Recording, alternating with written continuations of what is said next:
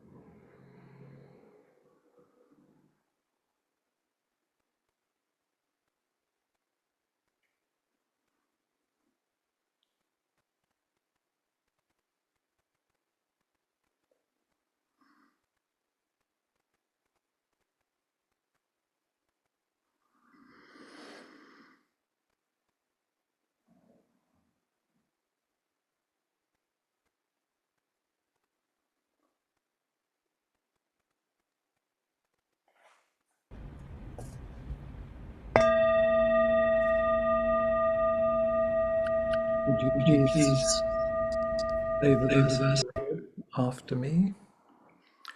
Vast is the robe of liberation, a formless field of benefaction. Wearing the universal teaching, I realize the one true nature, thus harmonizing all being. Vast is the robe of liberation, a formless field of benefaction. Wearing the universal teaching, I realize the one true nature, thus harmonizing all being. Vast is the robe of liberation, a formless field of benefaction.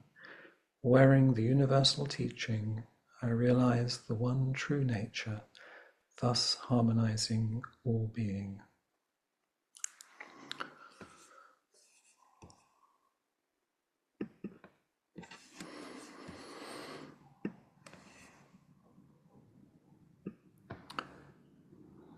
So welcome, everybody. It's good to be with you again and back in this seat. I feel I've been away for a long time, and I'm still wondering where I've been, wondering how it will feel today. And it brings to mind when I was young, if I was unwell and went back to school, every experience seems heightened and a little unfamiliar. Do you know that feeling? So I have two quotes which kind of resonate with what I want to explore with you today. And the first one is from Hans Christian Andersen, and he said, "The whole world is a series of miracles, but we're so used to them, we call them ordinary things." And Maya Angelou said, "This is a wonderful day. I've never seen this one before."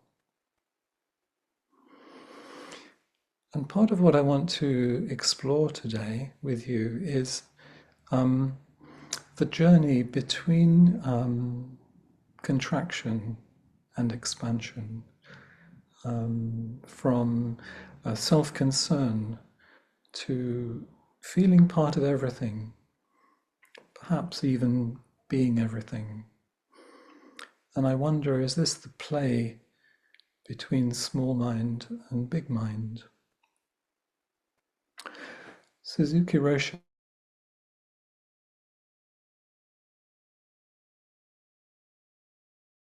yourself, you will have grandmother-like mind.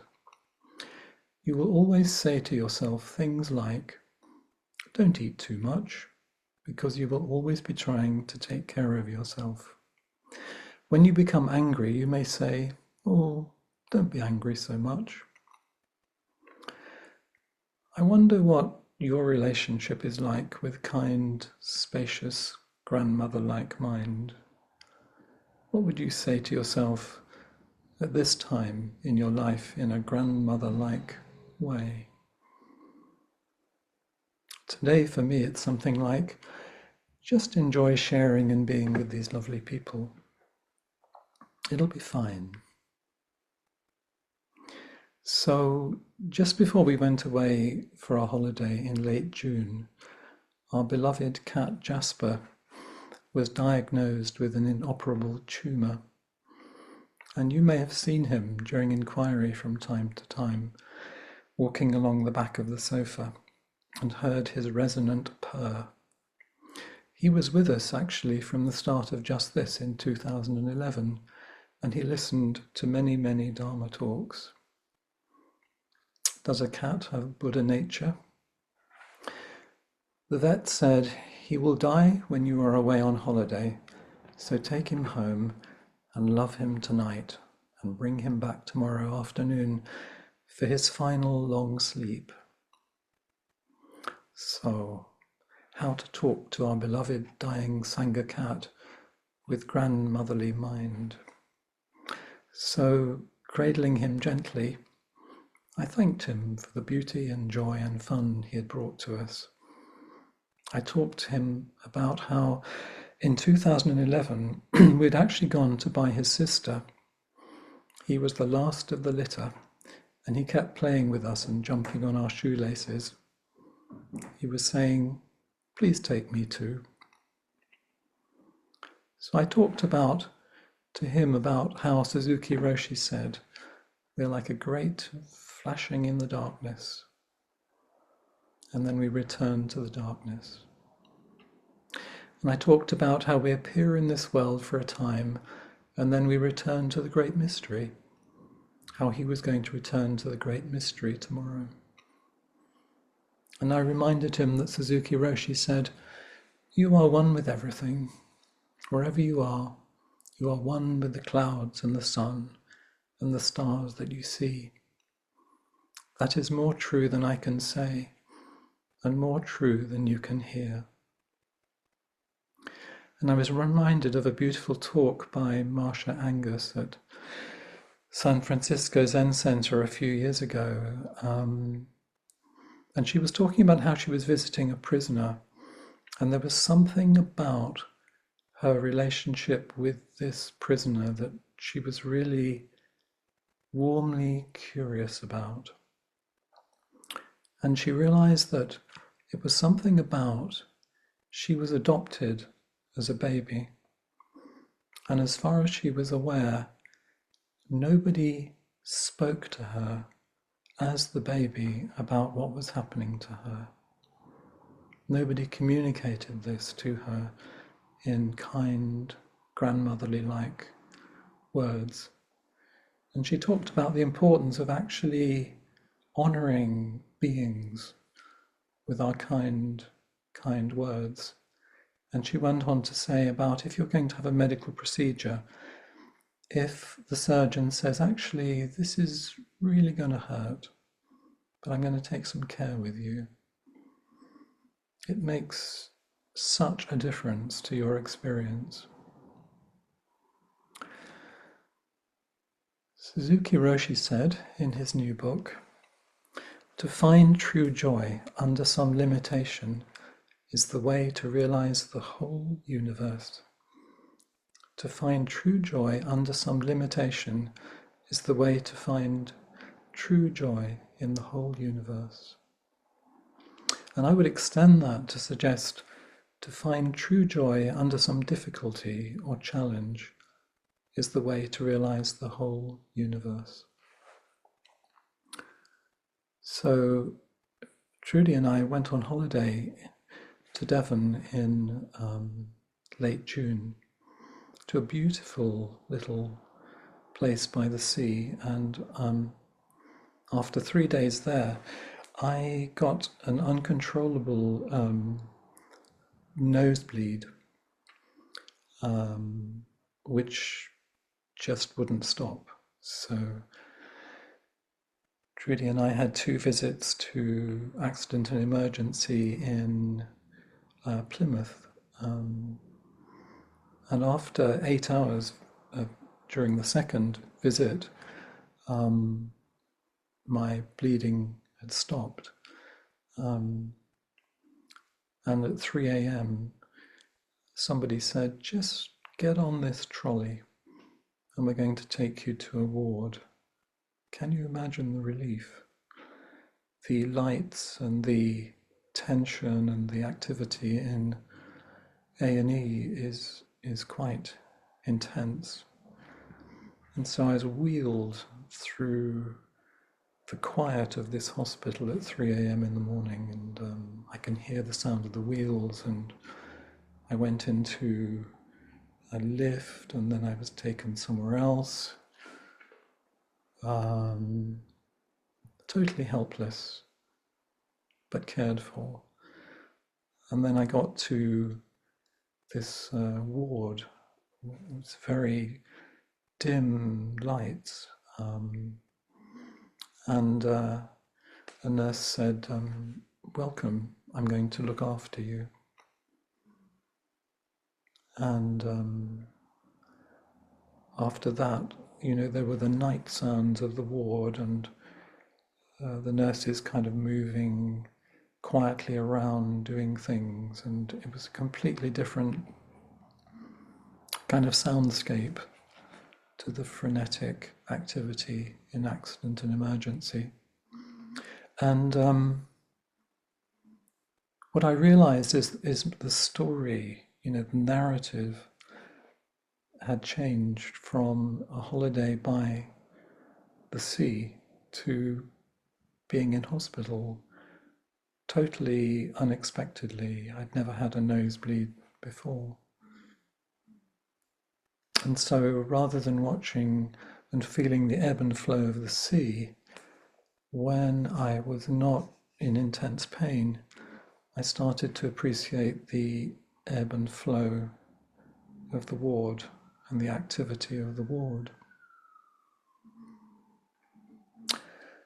When Nanyu Echu, a 7th century Zen teacher, was dying, his students wanted to make him a vast tombstone.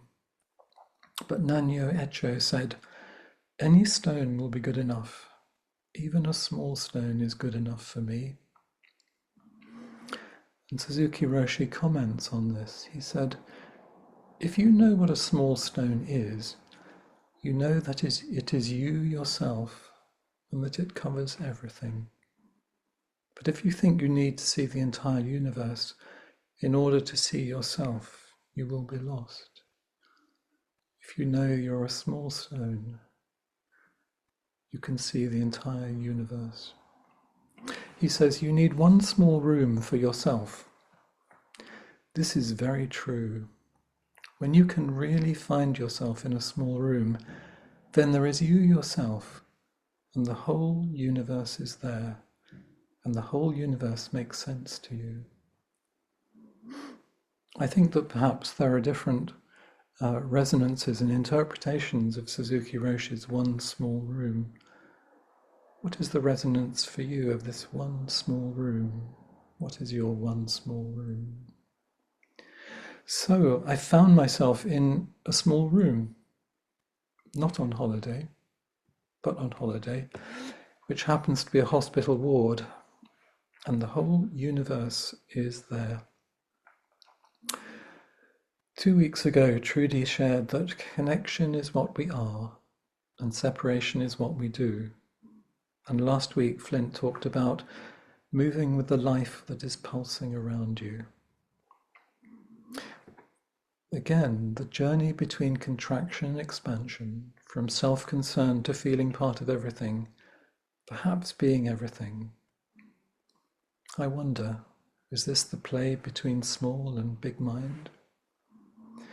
So I was moving constantly between contraction, separation, and self-concern, particularly when I was in pain, to a spacious awareness and appreciation of the activity in the ward.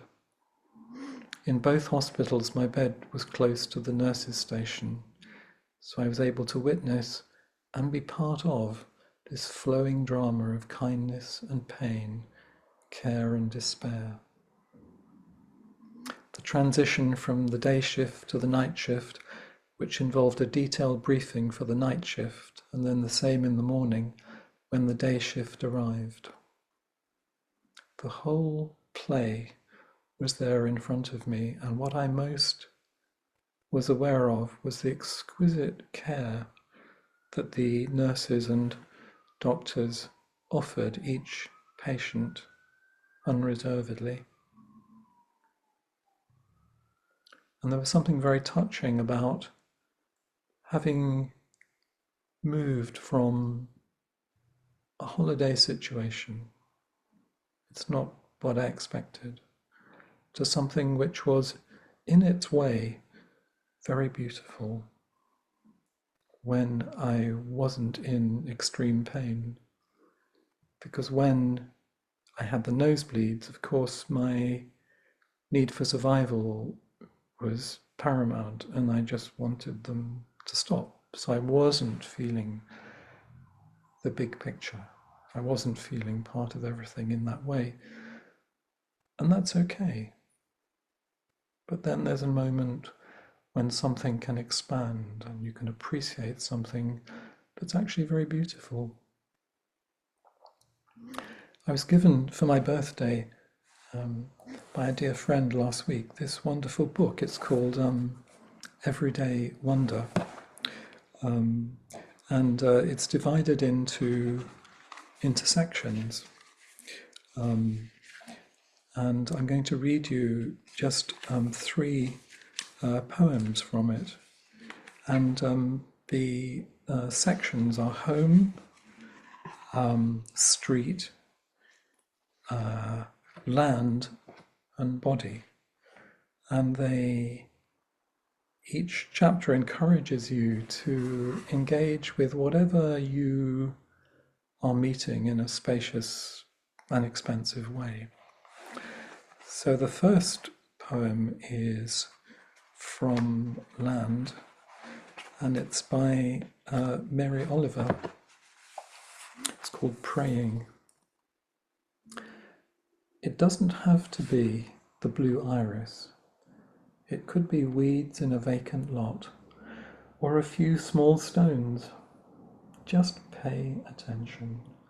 Then patch a few words together, and don't try to make them elaborate. This isn't a contest, but the doorway into thanks, and a silence in which another voice may speak. And this one's from Street. It's by Naomi Shihab Nye. It's called Shoulders. A man crosses the street in rain, stepping gently, looking 2 times north and south, because his son is asleep on his shoulder. No car must splash him, no car drive too near to his shadow. This man carries the world's most sensitive cargo, but he's not marked. Nowhere does his jacket say, fragile, handle with care. His ear fills up with breathing. He hears the hum of a boy's dream deep inside him. We're not going to be able to live in the world if we're not willing to do what he's doing with one another. The road will only be wide. The rain will never stop falling. And finally, a poem which I think speaks to this one room that Suzuki Roshi talks about. It's called You Reading This, Be Ready by William Stafford. Starting here, what do you want to remember? How sunlight creeps along a shining floor, what scent of old wood hovers, what softened sound from outside fills the air. Will you ever bring a better gift for the world than the breathing respect that you carry wherever you go right now? Are you waiting for time to show you some better thoughts? When you turn around, starting here, lift this new glimpse that you found. Carry into evening all that you want from this day. The interval you spent reading or hearing this, keep it for life. What can anyone give you greater than now? Starting here, right in this room, when you turn around. So if you have any thoughts, inquiries about your own process of moving from contraction to expansion, to appreciating the world, to self-concern, your one room, how you manage sudden change, how you change the narrative, and how you can, in some way, practice with it in a way that supports your life. So thank you very much, and I look forward to meeting you.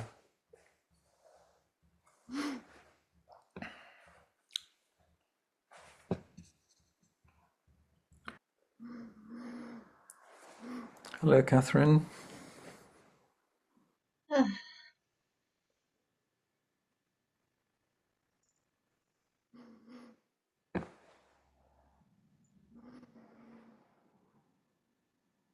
got a question. I couldn't resist the temptation to meet with you, Josh. Good. And plus, I'm so pleased to see you Mm. and touched by what, how the manner in which you described the different environments and moving between the different environments. It's something I've been thinking of, feeling my way forward with a lot. So what you said is on the money for me.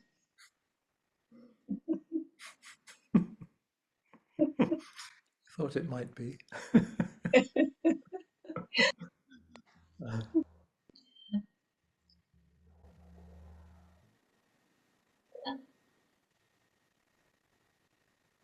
How that transition and how it happens, it's very hard to pin down how it happens. I think it's impossible. You can't have a rule of if I do this, it will happen. yeah. It's when something, and I don't even think it's me exactly, lets the world in, Mm. lets something else in, or something else comes in and is allowed. And then,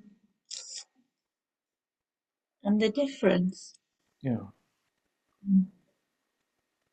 Well, it feels like they're kind of entryways that happen almost by grace. Yeah, Um, I think so.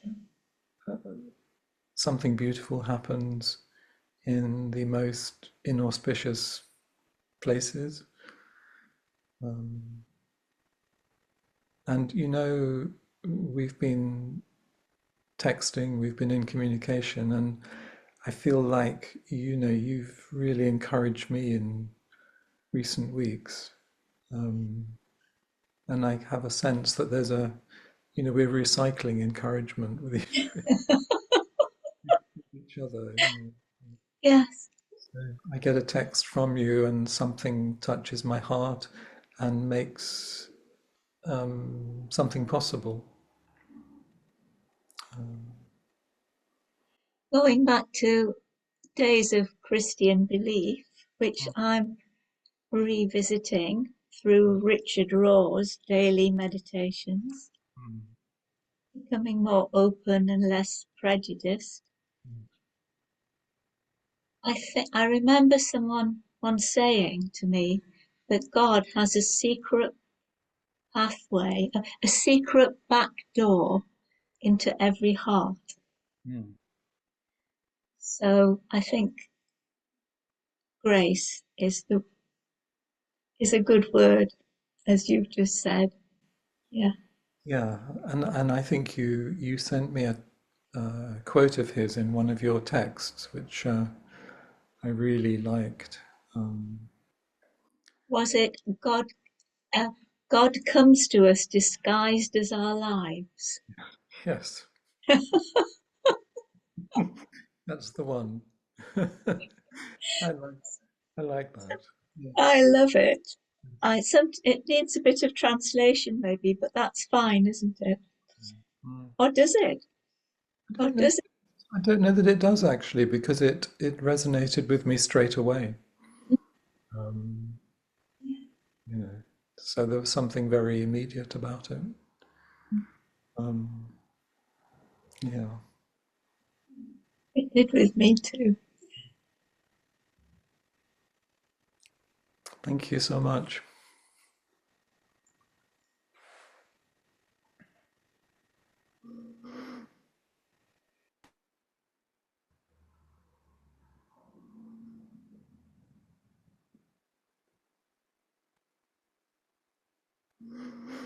Hi, Cassie. No, no, Yeah. it hadn't quite gotten used to being short yet. So Yeah. Wow. It's good. um, it was a bit shorter than I anticipated it being, but I'm fine. Actually, Well, I'm adjusting. I'm, it sounds like you're a little. unsure of it or something. It's just super new. Yeah, well, it's on top of your lovely face, Oh, thank you. lovely being. It's just great to see you. Thank you. I relish the opportunity to get to speak with you. Um, but this expansion and contraction thing that you were just talking about.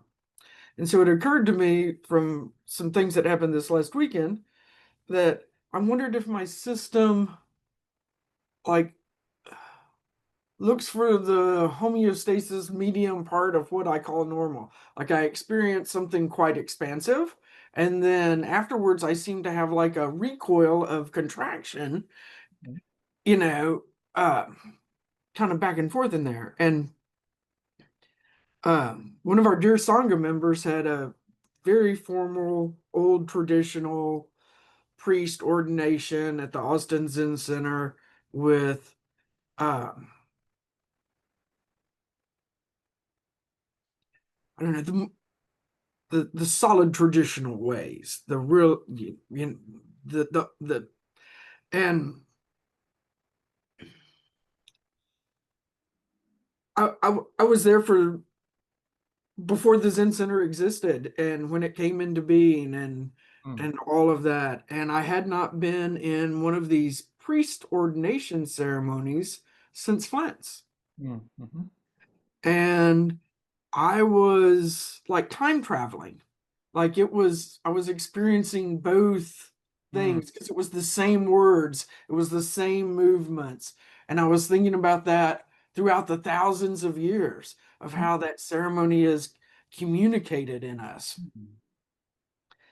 And as I was sitting there in the Zendo, my mind starts doing an inquiry, Yeah.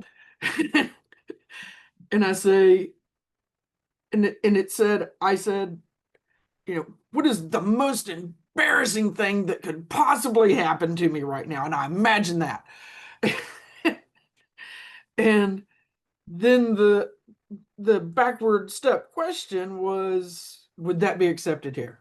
Mm, Would that, could that happen and everything still be okay? yeah.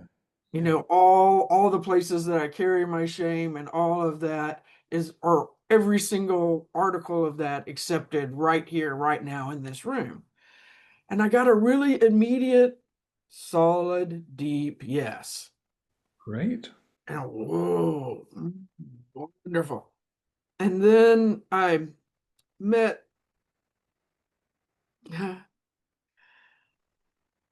a woman who changed my life a long time ago. And I was in a bad work situation. And then I had come to her to help her out with some photography things. And she was like, "What is this on you?" And I said what it was. And she said, "What would it take for you to not go back to that job tomorrow?" And I was Mm, like, "Well, I've got bills, that's not one of the possibilities." And she said, "I can write you a check for a year's salary while we're sitting here at the kitchen table. Could you take that and not go back to that job?" mhm. Wow. Yeah. And I said, "No." Mm, I said, "That's too big. That's too much. Let's sit on it." mm, And after about a week of just kind of being still with it, um, I came back and was like, "That's too much." And she said, "Well, I have this much money that I can give that uh, would go away in taxes." So I donated every year. So it's absolutely nothing from me. It's something that either gets donated or goes into taxes. I've already written that check and it's right here. Will you take it? mm. And I said, yes. And Cool. I left that job and Mm, started being the teacher at Laguna Gloria and all the places that So I see her and I am erupting with joy. Um, and she meets me with the same volcano of light and happiness. And great. it was an extraordinary moment. Mm, And then the line of teachers that were there for this ordination for the young priest, uh, all want to talk to her. So they're all coming up to talk to her. And one by one, she introduces me as Flint's student. great. And and it was wonderful, light, airy moment. And ever since then, I've been so self-conscious. Oh, I have taken all of that and flipped it. Like every expansiveness and lovely, wonderful light experience that was, I've now come back and tried to counterbalance it.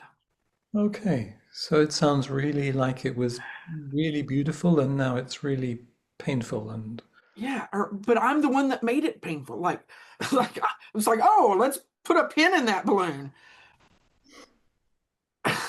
so I'm kind of curious from, from my talk is like how do you talk with yourself about it? What do you say? And is there a kind of I is there a kind place? Is there a kind yeah, grandmotherly? yeah, there is a kind place because I have like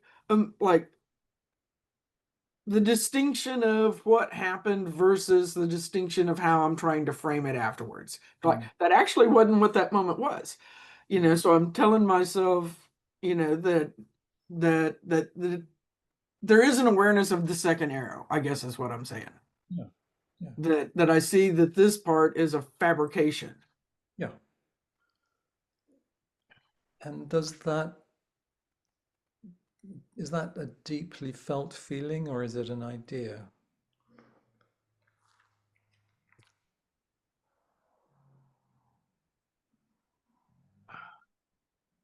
I guess it bounces. Mm, mm, Sometimes it's a deeply felt idea that I turn back to rest and experience and remember the experience as mm, I think it was, mm. not like my representation of it. Um, and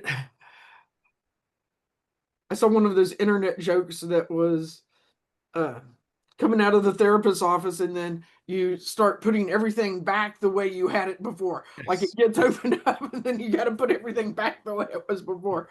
And I I don't think that that's a necessary activity. No, no, it's not. It's not. And it's something like you're very aware of what you do. Mhm. You know what you do. Mhm. Um, and um, that's a great thing. You know what you're doing. You know the second arrow. Yeah. Um, so how to Not put it in the bow. not put it in the bow or have a third one Yeah. or a fourth one. The Um, entire quiver, yeah. and so there's something. I'm just thinking about the kindness towards the second arrow. It's like, oh, this is what I do. This is what I do. Yeah. Where's the is there a kind of softness somewhere around what a grandmotherly like person would say? It's like, Right. Remember when you were free to be embarrassed just like a minute ago? But see, yeah, that still has judgment in it. Like there's still, yeah, yeah. yeah, So so you know what you do. You know what triggers you, what embarrasses you. How do you take care of it? yeah, How do you like somebody recently talked about I forget who it was. I'm actually kind of holding, actually holding your what you do like a cat, How do you take care of that? What you do? yeah. And Um, not just identify it and tell it to change. yeah, because it'll just get harder and stronger. Right. Um, there's I think his name's I can't pronounce it right. Gujo, and in one of his pieces I was reading, he said, where you're caught, you're actually most free. And I've been thinking about that. I'm not saying it as a, I'm just saying it as a practice. I'm really curious about where you're caught, you're most free. It's from the gateless gate. So maybe we can explore that together because I'm really curious about where I'm caught and where I could be most free. I look forward to all of those experiences with you. Yeah, the gift of being caught. Oh yeah, okay, I've got something. Mhm. Where can I be free where I'm caught? Okay, I'm gonna write down the gift of being caught. Yeah. I'll find the piece for you, Okay. and I'll send you the quote because it really struck me. So let's continue to explore where we're caught. Yeah, yeah. And thanks for listening to my story. Love listening to your story. Great to see you. Great to see you.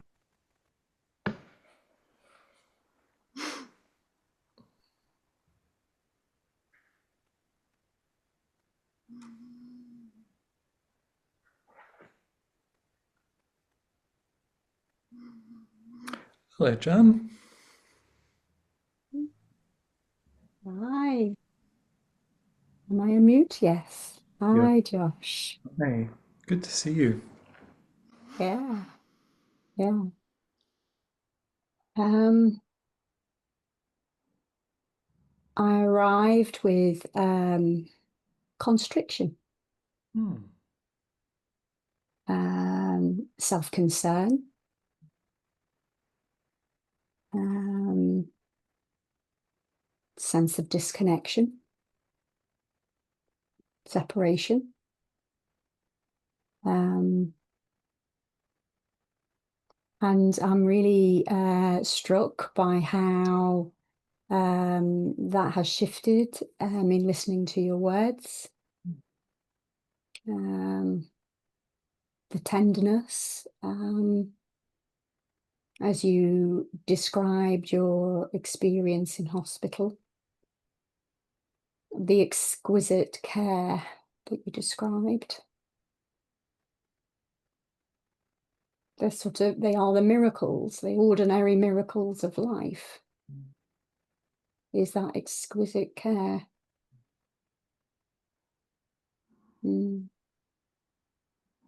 I was touched by your exquisite care of Jasper. Yeah. Hmm. You know him well, don't you? I do know him well. Yeah. Hmm. Yeah. And the way in which it was explained to you. Sorry, you explained to him what that teacher you talked about when she went to see the prisoner, and it had not been explained what was going to happen to them. You don't know that Jasper can understand, but there's something beautiful about taking the time Yeah. in that grandfatherly way. It feels like do it anyway. Do it anyway, because it's like an expression of you prizing. Hmm. It's the exquisite care. Do it anyway, because actually it's like it fills our heart to express it. Yeah. And in a way, I'm also just talking to myself. Yes. You know, this is Yeah. what I would want to hear. Yeah. Yeah. You know? Yeah. So I want to share it with another being Mm, who I have enormous respect for. yeah. Um, Hmm. and the mystery, just the mystery Yeah. of life and death. Um, Mm, mm. that said, take him home and love him. So, Yeah. yeah. It was so tender, what the vet said. Mm. Yeah. Um, and there was something else that really touched me when you said if a clinician says to you, this is going to hurt, Mm. I'm going to take really good care. Yeah. Yeah. There's something really touching. It makes such a difference, doesn't It, it? I've had, yes, a few absolutely. procedures Yes, recently, yeah, and for the yeah. most part, it makes, to hear that care Mm, mm, mm. um, makes a difference, a big difference. Yeah. There's a sort of a sense of trust Mm. Mhm. Mm. that this person's going to do the best for me. Yeah, and being a human being, some things are really going to be quite painful. Mm, mm, They're doing their best, and they're, mm, what I noticed, from the sounds in the ward and everything, mm, they are meeting pain, other people's pain all the time, mm.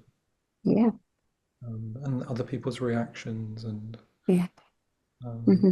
it's really touching to Mm, experience the care that they took yeah, for yeah. the procedure, because you can kind of hear it through the curtains.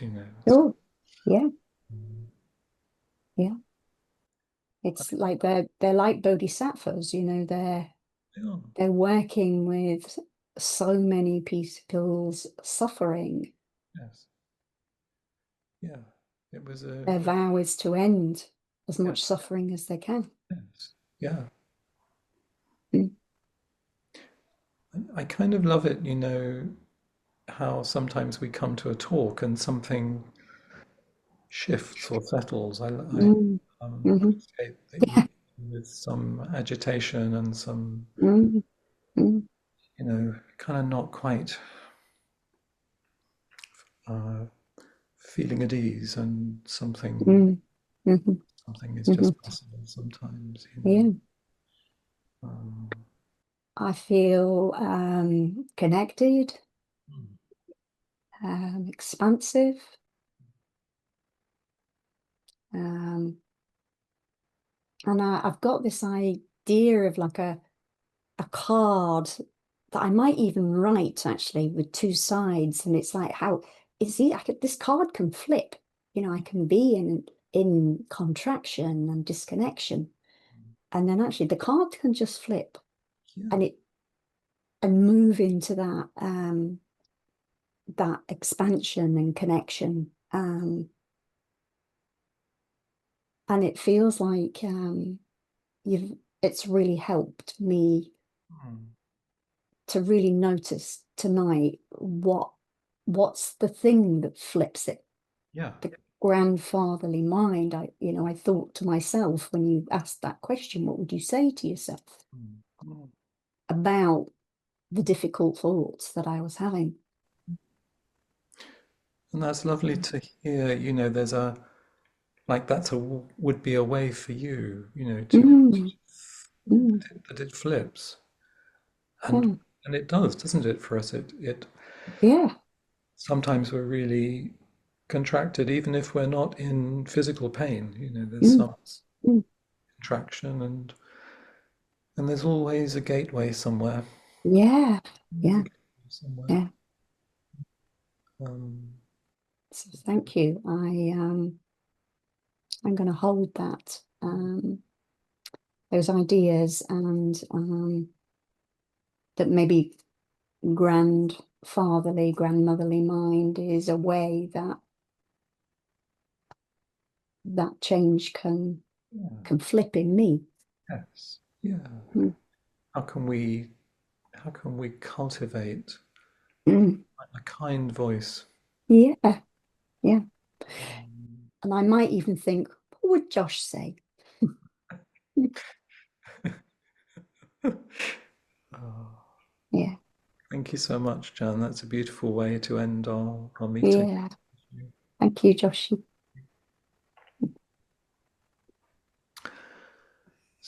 So, will you join with me in saying the 4 practice principles, please?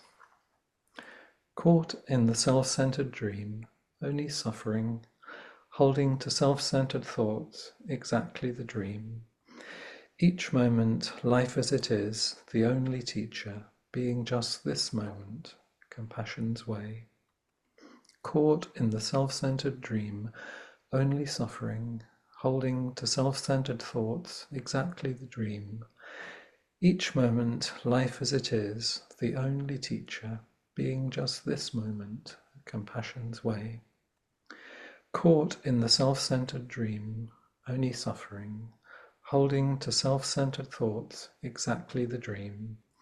Each moment, life as it is, the only teacher, being just this moment, compassion's way.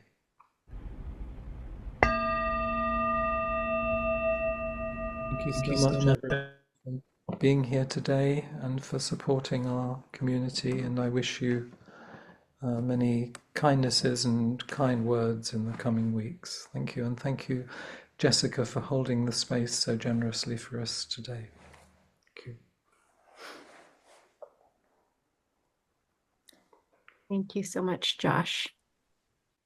Appamada and Just This's programs and facilities are supported through your generosity, and your contribution makes a huge difference.